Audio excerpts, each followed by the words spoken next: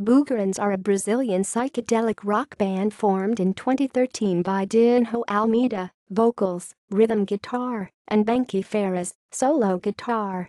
Later they were joined by Hans Castro, drums, and Raphael Vaz, bass guitar, forming a four-piece. In 2014, Ynaiã Benthroldo replaced Hans as drummer. History: Boogarins was formed by Benke and Dinho, two childhood friends who got together and recorded an EP at home as Plantas que Curam while they were still at school. After the release of the EP, Boogarins signed the contract with Other Music. The debut album As Plantas que Curam was released in 2013. A second album followed in 2015. The band took their name from a jasmine flower in Brazil. On 7 June 2017, the band's third album was released on YouTube as a surprise for the fans.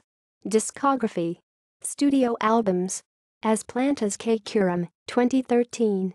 Manual Guy Livre de Solução dos Sonhos, 2015. Levem a Morte, 2017. EPs: As Plantas que Curam, 2013.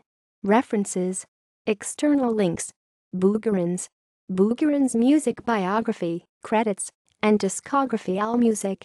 Boogarins Facebook. Boogarins YouTube.